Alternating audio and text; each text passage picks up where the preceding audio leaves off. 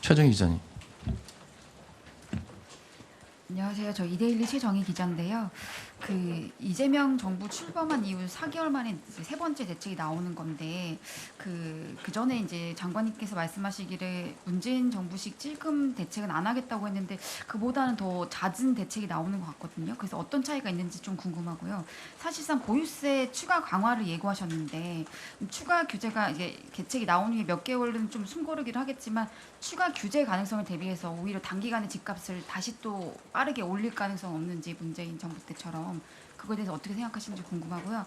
추가적으로 한 가지 더 질문을 드리자면 6.27 대책 때는 수도권 주담대를 6억 원으로 일괄적으로 막았는데 이번에 시가별로 차등화했는데 이 시가별로 차등화를 통해서 얻을 수 있는 효과가 뭐라고 보시는지 궁금합니다.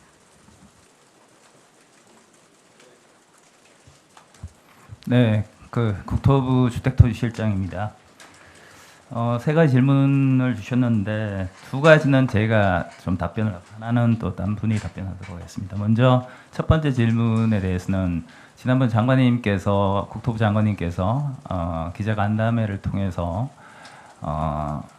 이 그때 시장 상황에 따라서 단편적으로 대책을 발표하지 않고 여러 가지 금융 대책이라든가 세제라든가 종합적으로 대책을 만들어서 발표하겠다라고 말씀하셨습니다. 그런데 지금 시장 상황이 잘 아시다시피 뭐 수급 불균형에 대한 우려도 있고 또 그 추가 금리 인하에 대한 우려로 인해서 약간의 좀 불안 심리가 좀 형성되었고 그로 인해서 수요 쏠림 현상도 좀 발생하고 가격도 상당히 단기간에 좀 급등하고 있는 상황으로 인식을 하고 있고 이 적기의 시장을 대응하지 않을 경우에 추가적으로 이런 불안감이 더 확산돼서 시장이 전면적으로 좀 관리할 수 없는 상황으로까지 갈 수 있다는 판단을 했고 그래서 이번 대책에는 단순히 이제 규제 지역만 지적하는 게 아니고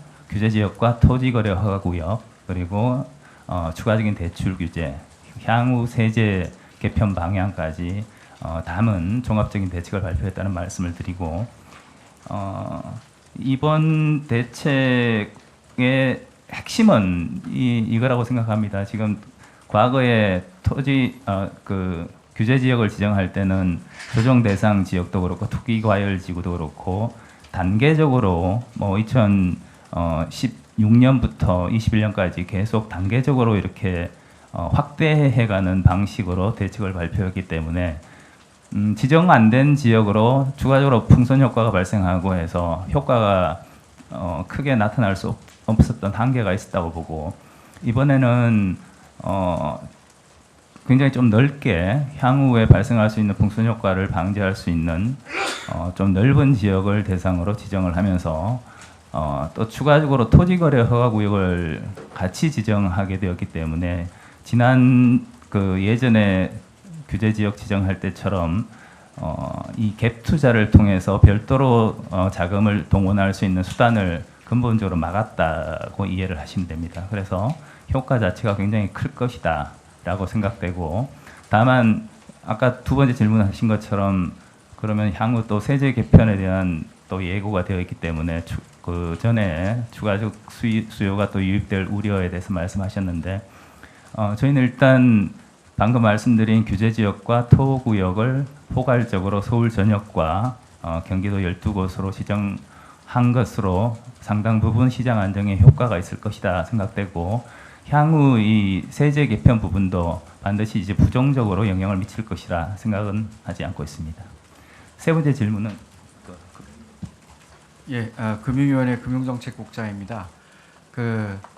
대출 한도를 6억 원, 그 다음에 4억 원, 2억 원 이렇게 점차적으로 강화하는 이유에 대해서 물어보신 것으로 이해를 하는데요. 기본적으로 저희는 대출 한도를 규정함에 있어서 기본적으로는 시장 상황과 그때그때의 대출이 주택 구입에 어느 정도 활용되는지를 보고 적절한 규제 수준을 선제적인 접근 원칙 하에 정해 나가고 있습니다. 돌이켜보면 6월 27일 대책을 할 때의 그 부동산 시장 상황을 보면 여러 가지 상승 요인이 있었는데 그중에 대출 수요 측면에서 보면 금년 상반기에 대출이 늘어나고 있던 상황이었습니다. 그렇기 때문에 좀 선제적으로 시장 안정을 위해서 예전에는 없던 6억 원 대출 한도를 설정을 해서 시장을 좀 안정시키고자 했고, 그리고 대출이 이용되는 규모도 줄이고자 했던 것입니다. 그런 부분에 일정 효과가 분명하게 있었고요. 그런 대출 절대적인 규모가 증가 추세가 상당 부분 둔화되었습니다. 그런데 그럼 지금 이번에 왜 다시 4억 원, 2억 원의 한도 규제를 추가하게 되느냐라는 측면에서 보면 최근에 또 주택가격 상승 추이 분포를 보아야 하는 상황입니다. 최근의 주택가격 상승은 고가 주택 중심으로 이루어지고 있고 서울의 주변부로 확산되고 있는 상황입니다. 그러니까 그런 부분에 있어서 대출을 이용한 주택 구입 수요를 조금이라도 더 촘촘하게 관리하기 위해서는 고가 주택 중심으로 가격이 상승하고 있는 만큼 고가 주택을 타겟으로 한 대출 한도를 규정하는 것이 적정하다고 판단한 것입니다. 이상입니다. 예, 손을 들어 주십시오. 예, MBC 윤수원 기자님. 네, MBC 윤수환입니다. 최근 부동산 매매 거래 자금 조달 계획서를 보면 금융권 대출 말고 이제 가족들에게 돈을 빌려가지고 주택을 구입하는 경우가 상당히 많은 것으로 나타나고 있는데, 이런 측면 때문에 이제 대출 규제 자체가 오히려 서민이나 중산층을 겨냥하는 거 아니냐 하는 비판이 좀 있는 것 같습니다. 그리고 추가적으로 이런 대출 규제를 통해서 과연 인기 선호 지역의 집값을 잡는 것이 실효성이 있냐 하는 지적도 있는 것 같은데요. 가족 대출을 규제할 수 없는 상황에서 지금의 대출 규제가 어떤 실효적 효과를 가질 수 있다고 보시는지 말씀 부탁드립니다. 네, 이 부분도 결국은 또 대출 규제에 관한 질문이신 걸로 보는데요. 저희가 이번 규제를 살펴보시면 15억 원 이하의 주택을 구입하는 분들에 대한 대출 한도 규제는 적용되지 않습니다. 그러니까 결국 저희가 서민 중산층의 주택 금융을 이용한 주택 구입에 있어서는 불편함을 주지 않겠다는 기본 정신이 깔려 있는 것이고요. 저희가 여러 강력한 대출 규제 정책을 쓰는 가장 큰 이유는 주택 가격을 견인하는 여러 가지 요소가 있겠지만 그 중에 주택 금융 담보 대출도 일정 부분 역할을 하는 건 사실입니다. 이를 통해서 적어도 수요 측면에, 그리고 수요를 구성하는 중에 대출 측면에 이런 것들이 주택 가격을 과하게 끌고 가는 상황은 좀 막아야 되겠다, 그런 관점이고요. 그런 걸 통해서 주택 가격이 안정화된다면 서민 중산층의 소득과 적절한 주택 금융이 결부된 주택 구입이 원활해지고 그런 것들이 서민 주거 안정에 기여할 수 있다고 생각을 하고 있습니다. 예, 이희수 기자님. 네, 매경의 이수입니다. 근데 서울 외곽 지역까지 15억 이하까지는 이게 LTV가 만약에 40%가 적용이 되고 스트레스 DSR까지 붙게 되면 사실 소득에 따른 한도까지 확 줄어드는 건데요. 이 상대적으로 자산이 적은 청년이나 신혼부부 이런 분들의 내 집 마련이 너무 어려워지는 게 아닌가 하는 우려가 한 가지 들고요. 두 번째로는 규제 지역 지정 시 재건축 재개발 규제도 대폭 강화되는데 이러면 오히려 도심 주택 공급이 위축되는 거 아닌가 하는 우려가 드는데 혹시 이에 대한 입장이 어떠신지 궁금합니다. 예, 앞부분 질문은 또 대출 부분인 것 같아서요. 서울 외곽 지역의 경우에는 지금 이번에 외형적인 대출 한도 규제가 규제 지역과 수도권으로 되어 있습니다. 근데 서울 외곽의 수도권의 경우에는 15억 초과 주택이 그렇게 많지 않기 때문에 직접적인 대출 규제의 대상에서는 포함되지 않는다. 그런 점을 좀 감안해 주셨으면 좋겠고요. 그 다음에 청년 신혼부부들의 경우에는 저희가 국토부와 금융위원회가 같이 함께 운영하고 있는 정책 모기지 디딤돌 대출, 보금자리론 뭐 이런 등이 있습니다. 어느 경우에도 이번 대출 규제 내용에 그런 부분에 제약을 주는 요소는 없습니다. 그러니까 정부는 청년과 신혼부부의 정책적인 배려가 필요한 부분에 있어서의 주택금융은 차질 없이 공급하겠다는 입장도 견지하고 있습니다. 예, 손을 들어주십시오. 그 정비 사업 관련해서 공급 우려에 대한 부분은 간단히 말씀드리면은 결국 이제 정비 사업과 관련된 부분, 조합은 지위 양도가 제한되는 부분이 있는데 이 부분은 사실 투기 수요 유입을 방지하기 위한 목적이기 때문에 실제 공급하고는 직접적으로 연관이 된다고 보기는 어려울 것 같고 저희들이 아시다시피 이 97 대책을 통해서 정비 사업 활성화를 위해서 여러 가지 초기 사업비 지원이라든가 절차 간소화라든가 발표했던 내용에 대해서는 이제 도시정비법 법안도 이미 발의가 됐고 향후 후속 조치를 신속히 해서 정비 사업과 같은 도심지 내 주택 공급에 대해서 차질이 없도록 공급할 계획입니다. 예, 질의해 주십시오. 예, 홍승희 기자님.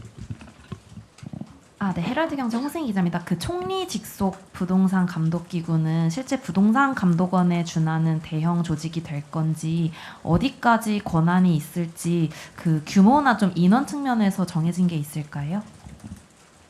지금 아직 구체적으로 규모, 조직, 인원 뭐 이런 부분들에 대해서는 아직 논의가 진행 중에 있는 상황이고요. 다만 이제 기존에 국토부에 있던 부동산 소비자 분석 기획단과 같은 부동산 시장, 부동산 거래 상황에 대한 어떤 모니터링과 조사 측면에 국한되는 게 아니라 향후에는 좀 더 강화된 기능을 통해서 감독 권한도 강화하고 향후 실제 수사까지 연계될 수 있는 강한 기능을 부여할 계획이고 그 부분에 대해서 지금 총리실 그리고 관계기관과 계속 협의 중에 있습니다. 예, 질의해 주십시오. 예, 위재 기자님. 네, 안녕하세요. 매일경제 위지혜 기자입니다. 일단 서울에 전역에 토어젤이 지정하는 부분에 대해서는 서울시랑 협의가 된 것인지 궁금하고요. 그다음에 민간 택지 분양가 상한제 지역이나 투기 지역은 현행을 유지하기로 했는데 이렇게 결정하신 이유도 궁금합니다. 토지 지정에 대해서 지금 서울시 경기도와 사전에 협의를 했고요. 일단 서울시 경기도 입장에서도 현재 시장 상황에 대한 우려가 굉장히 큰 상황이라 붙는 부분에 대해서는 공감대가 같이 있는 상황이고 이 부분에 대해서 더 늦기 전에 신속한 조치가 필요하다는 부분에 대해서 공감했고 그래서 좀 더 강력한 규제 수단인 투기과열지구 조정 대상 지역 그리고 토지거래 허가구역 지정에 대해서도 공감하는 입장이고요.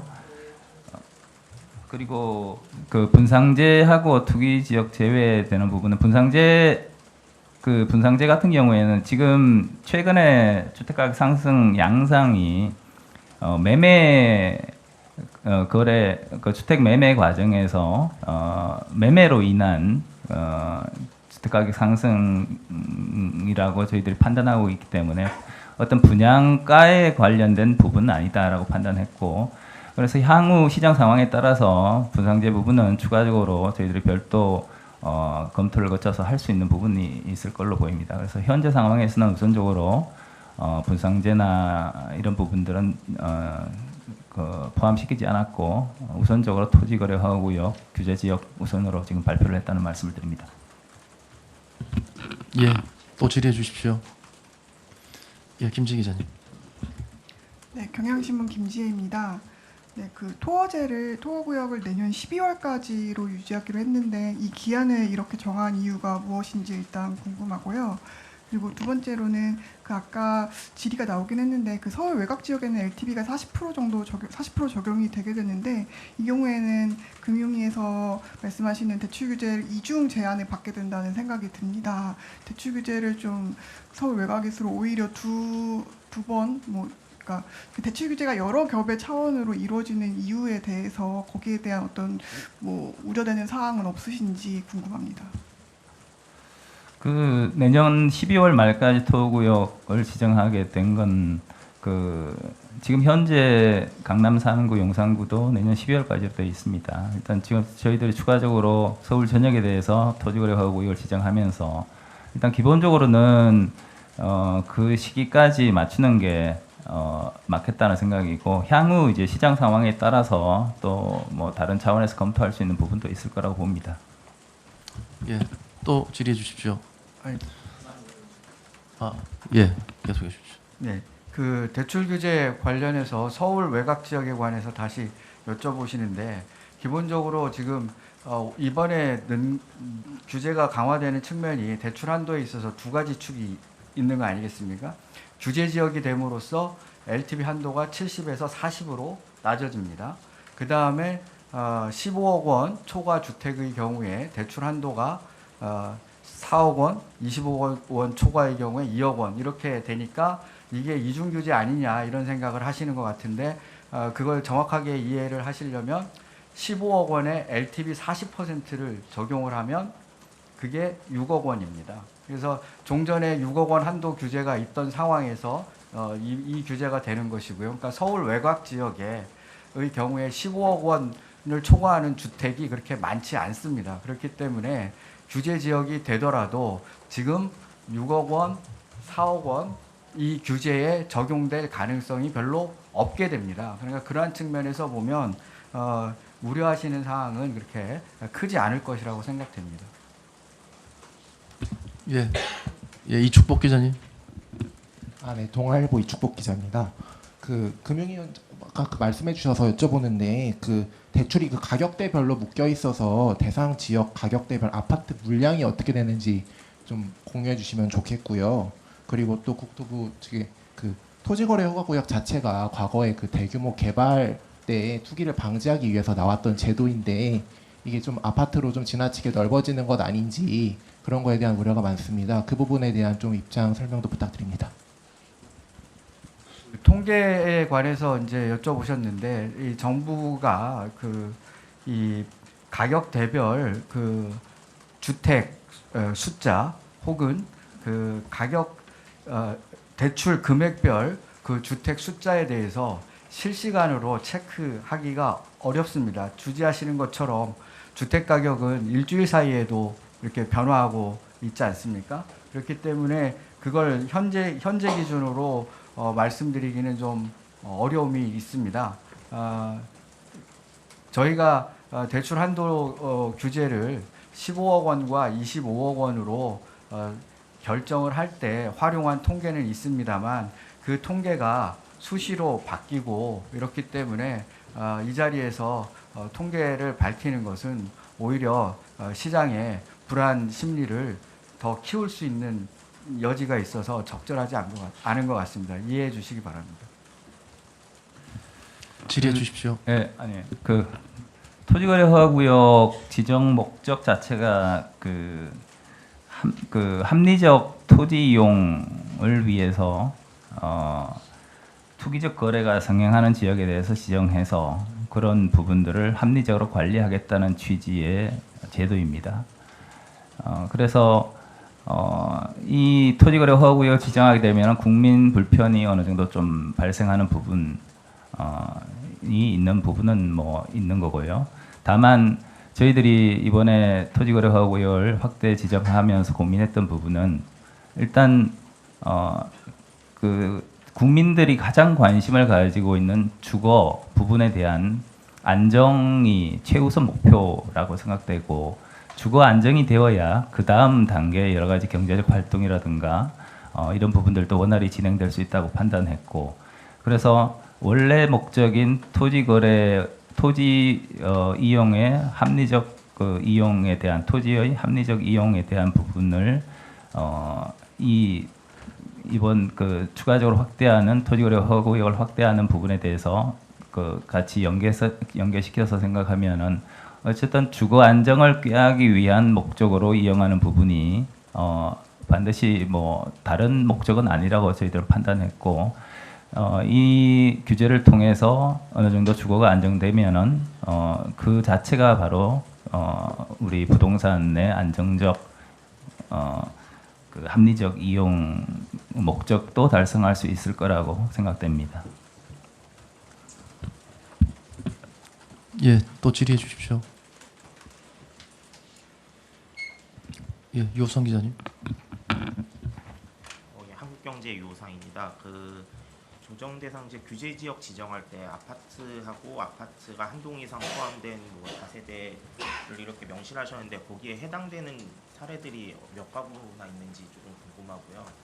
그리고 규제 지역 지정할 때 경기도 12개 지역을 지정을 하셨는데 이제 그 포함되지 않은 지역들은 이제 조건에 맞지 않아서 포함이 되지 않았던 건지 아니면은 그 규정의 12개 지역은 모두가 만족을 했던 것인지 그게 조금 궁금합니다. 그 일단 두 번째 질문에 대해서 당연히 규제 지역의 요건은 다 충족되는 지역을 지정했고요. 지금 뭐 투기과열지구 같은 경우에는 그 주택가격 상승률이 물가 변동률의 1.5배 이상 되는 지역에 대해서 지정하도록 되어 있는데 모든 지역이 다 그 요건을 충족했고 그리고 그 아까 그 한 단지 내에 아파트와 연립 다세대가 같이 포함되어 있는 그 현황에 대해서 물어보셨는데 일단 그 자세한 현황에 대해서는 저희들이 좀 추가적으로 확인을 해야 될 부분이고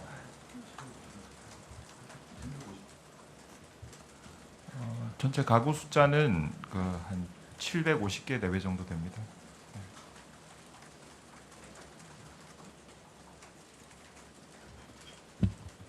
답변 다 되셨습니까? 네. 또 추가 질의 있으신가요?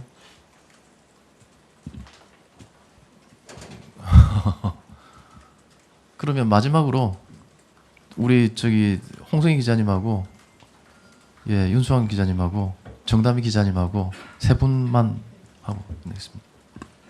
네, 한 가지만 더 질문드리고 싶은데 계속 주거 안정 말씀하셔서 지금 이재명 정부에서 보시는 주거 안정이 주택 가격 오름세의 둔화인지 아니면 하락세를 의미하시는 건지 한 번만 부탁드려도 괜찮을까요? 이제 주거 안정이라고 하는 게 그렇게 뭐 그 상승 주택 가격의 상승 하락에만 이게 국한해서 생각할 부분은 아니라고 생각되고요. 일단 국민들 대부분이 그 삶의 기본은 주거 여건이 이제 충족되어야 그 주거 부분에 대한 신경을 안 쓰고 딴 경제 활동을 할 수 있기 때문에 지금 현재 시장 상황 자체가 그 초기에는 뭐 강남 3구나 용산구나 마용성이나 이런 그 핵심 그 관심 지역 중심으로 주택 가격이 많이 상승하다가 지금은 잘 아시다시피 뭐 여러 가지 한강 지역 주변으로 계속 확산되고 있고 또 경기도까지 확산되는 상황이기 때문에 전반적으로 시장 상황이 워낙 과열되고 있는 상황이다라고 판단했고 이런 과열 상황이 계속 언론 보도를 통해서 보도되고 하면은 국민들께서 생각하시는 주거 안정에 대한 부분이 굉장히 좀 불안해질 수 있다. 그런 불안 심리가 굉장히 커질 수 있고 그런 부분들에 대한 안정을 꾀하는 측면에서 이해를 해주시면 될 것 같습니다. 네, MBC 윤수환입니다. 그 세제 관련해서 여쭙고 싶은데요. 수요 쏠림 완화를 위한 세제 합리화 방안이라고 되어 있는데 이 수요 쏠림 완화라는 것 자체가 구체적으로 어떤 방향을 말씀하시는 건지 여쭙고요. 또 세제 카드는 최후의 가급적 최후의 수단이다라는 말씀도 이제 부총리가 하셨는데 그 이제 세제 개편이 시작되는 이유도 같이 여쭙고 싶습니다.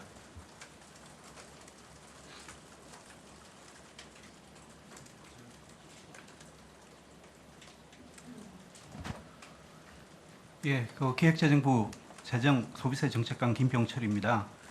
좀 전에 말씀하신 그 부동산 세제 관련해 가지고요. 저기 일단 그 주택 시장 주택 가격 안정을 위해 가지고 세제를 활용하는 데는 신중하게 접근해야 된다는 것이 기본적인 입장이고요. 그리고 그 부동산 정책의 목표가 조금 전에 말씀하신 국민 주거 안정이다라는 목표이기 때문에 이러한 목표를 위해서 어떠한 정책 수단도 사용할 수는 있다고 합니다.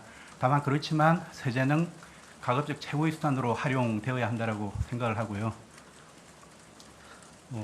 이 부동산 정책 관련해 가지고는 이번에 기본적으로 조세 정책의 방향을 말씀만 드린 거고, 그리고 앞으로 구체적인 개편 방안이나 시기나 순서 등에 대해서는 부동산 시장에 미치는 영향이나 과세 형평 등을 종합해서 마련하도록 하겠습니다.